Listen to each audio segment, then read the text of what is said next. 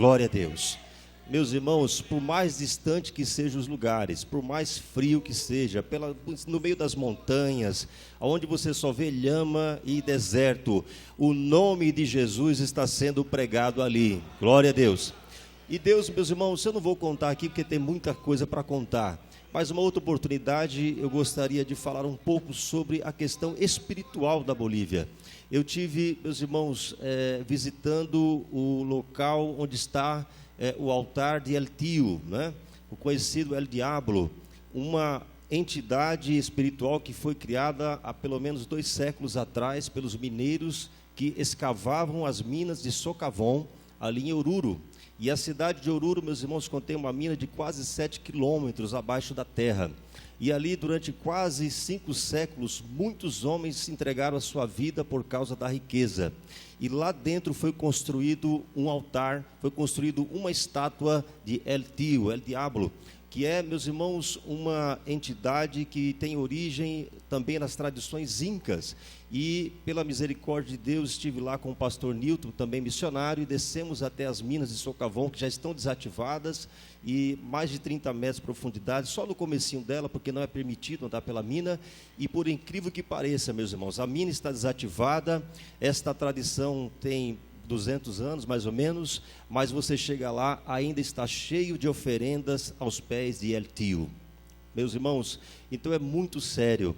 Acima da mina, da montanha um pouco acima, a igreja romana criou um pretexto e ali colocou uma grande estátua da Nossa Senhora de Socavón. E ela seria, no caso, a protetora dos mineiros que morreram.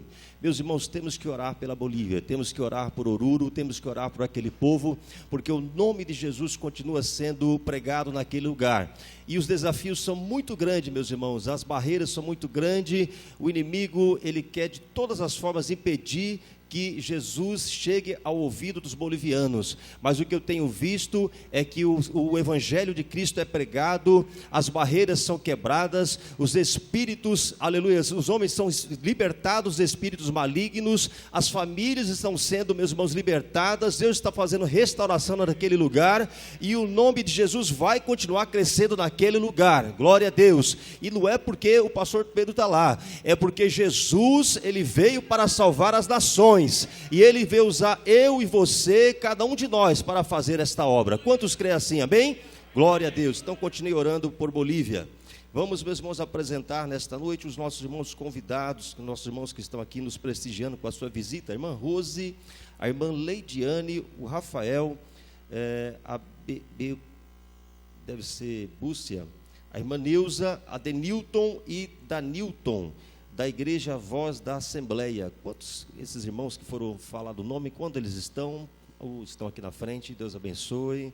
Também está conosco a irmã Rosileide e a pastora Fernanda, também da Igreja Voz da Assembleia, também está conosco. Cadê nossos irmãos que foram apresentados? A irmã pastora Fernanda.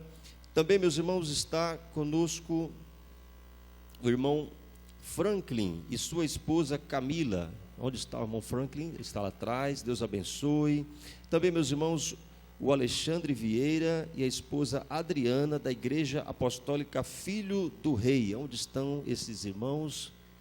Estão ali atrás, que Deus abençoe. Eu gostaria de pedir que todos esses irmãos depois ficassem em pé, estaremos dando a vocês um abraço, mas antes disso o pastor estará apresentando o preletor desta noite, e eu gostaria de perguntar aos irmãos, estão felizes com a presença dessas pessoas, nossos irmãos, nesta noite, amém? Amém. Que Deus abençoe, meus irmãos. Graças a Deus. Meus irmãos, está conosco o pastor Daniel, já esteve conosco aqui ontem, não pregou, só cantou para mostrar que ele é cantor também. E foi um hino bonito, parabéns, né? A gente não sabia que o pastor Daniel cantava. Quem sabia que o pastor Daniel cantava também? Aí, tá vendo? Muito bem. A esposa, a irmã Lessi. Onde está a nossa irmã? Aqui está. É muito bom ter esse casal conosco.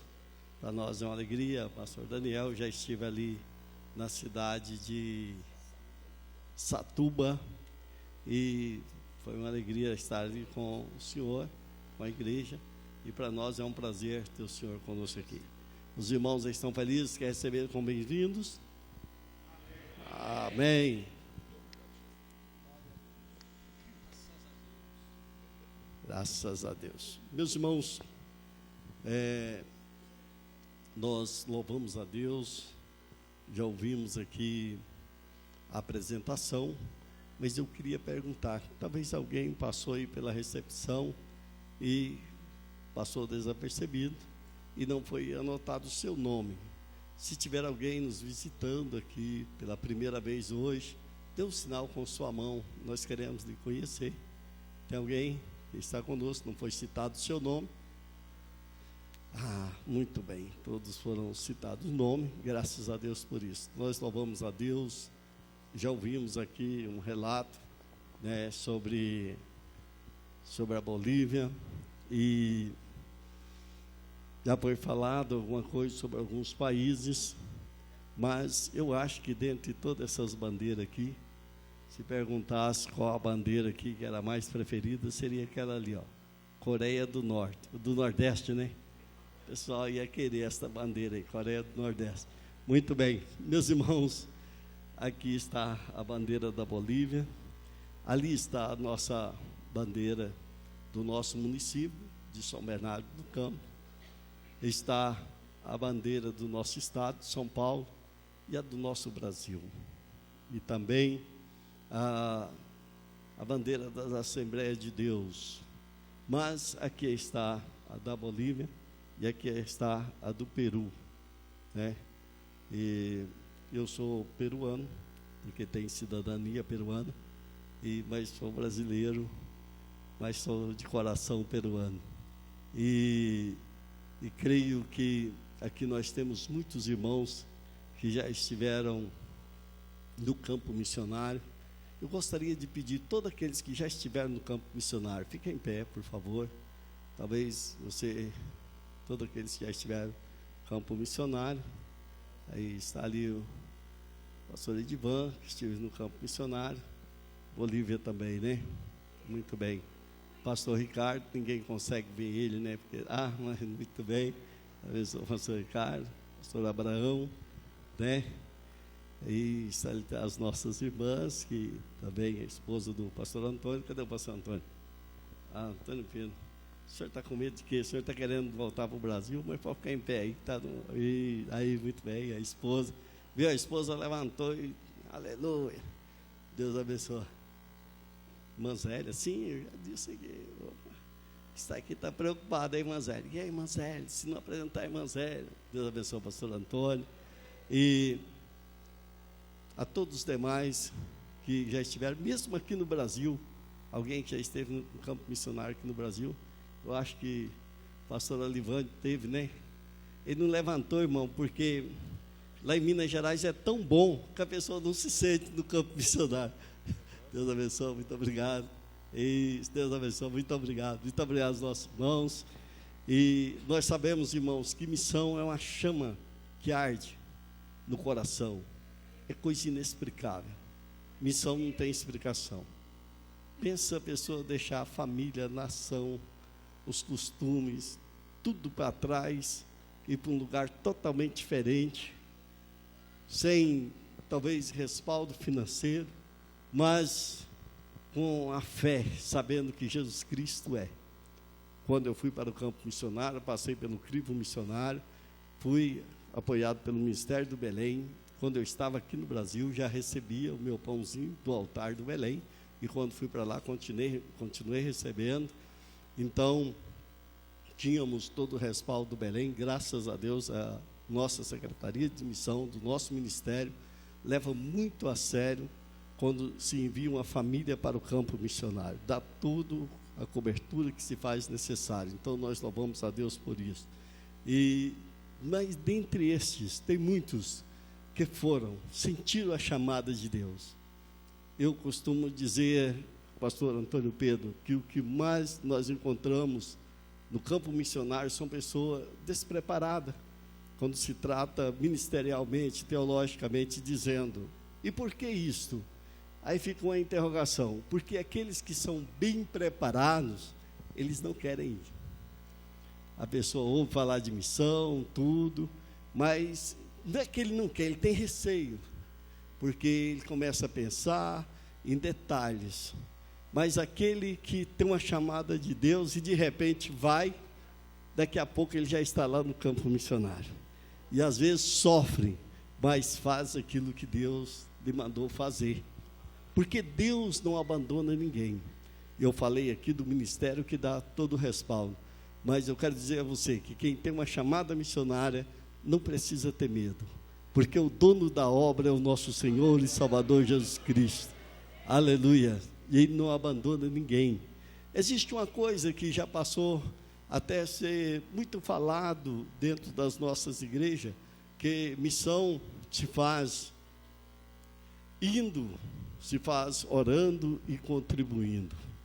Às vezes você tem um desejo e você não consegue chegar, mas você pode contribuir porque alguém vai chegar. Agora, uma coisa eu quero deixar bem claro aqui. Você precisa saber aonde você está colocando a sua contribuição. Porque às vezes você está achando que a sua contribuição está chegando e ela não está chegando. É muito bom saber disso. É por isso que os nossos missionários, quando ele vai, ainda que seja apoiado pelo setor, a ajuda dele, o pãozinho dele, passa pela Secretaria de Missões. Por quê? Porque a igreja não vai falhar com o missionário. E o missionário tem uma responsabilidade com o ministério. O pastor Antônio Peno disse aqui sobre o apoio do setor 29, porém, ele está totalmente amparado por Deus e pelo Ministério do Belém. Então, isto que nós fazemos. Então, é importante nós deixar bem claro isso aqui, para que todos possam entender o que é missão. Pastor, mas por que o senhor fala assim que a sua contribuição pode não chegar? Eu gostaria de contar uma coisa que eu ouvi de uma pessoa, que alguém chegou nele e falou para ele assim: olha, eu queria ganhar pelo menos um africano para Jesus, mas eu não consigo pegar um voo aqui e ir na África. Se você quiser, falou para aquele irmão, se você quiser, ele tinha pregado, tá? Se você quiser, você vai lá fazer esse trabalho. Quanto fica a passagem? Na ocasião, o irmão disse para ele, fica R$2.500. O irmão meteu a mão no bolso, tirou o cheque, preencheu. E um dia este irmão conversando comigo disse: olha, pastor, já tem 2 anos, já gastei o dinheiro e não fui lá. Não sei o que eu vou fazer. Meu querido, por isso que eu digo para você, coloque a sua oferta missionária no lugar certo. Porque se você colocar no lugar certo, ela vai chegar. Se este irmão tivesse ido na Secretaria de Missões e tivesse falado: olha, eu quero enviar uma oferta para um missionário da África. Eu não sei quem, mas eu quero que tenha alguém lá, né? Nessa época eu não te conhecia, pastor Carlos, então não tinha mandado para você ir lá. Mas aí a Secretaria de Missões vai enviar essa contribuição lá, na mão do missionário lá. Entenda isso, meus queridos. Então é muito importante nós sabermos o que é realmente um trabalho missionário, o que é uma oferta missionária, como se investe essa oferta missionária. Eu vi o pastor Antônio Pedro falando aqui de 4 trabalhos que ele vem abrindo no decorrer deste ano, e uma situação que é muito difícil, irmãos, porque lá fora, quando as pessoas olham para um brasileiro missionário, ele acha que o brasileiro é rico, ele acha que o Brasil é muito rico, e por isso nem se faz necessário tanta ajuda. Então, tudo vai falar: não, vamos falar com o pastor. Precisa das telhas, vamos falar com o pastor. Precisa do piso, vamos falar com o pastor. Tudo fala para o pastor. E às vezes ele não tem. Mas Jesus Cristo é aquele que vem procurando suprir as necessidades. Então, eu quero que você entenda isto. É muito importante quando nós vamos fazer o nosso investimento na missão, que façamos no lugar certo, no nome do nosso Senhor e Salvador Jesus Cristo. Amém, irmãos? Que Deus abençoe os nossos irmãos que já estiveram no campo missionário, mas certamente essa chama não apagou. Essa chama está acesa. Louvado seja o nome do Senhor.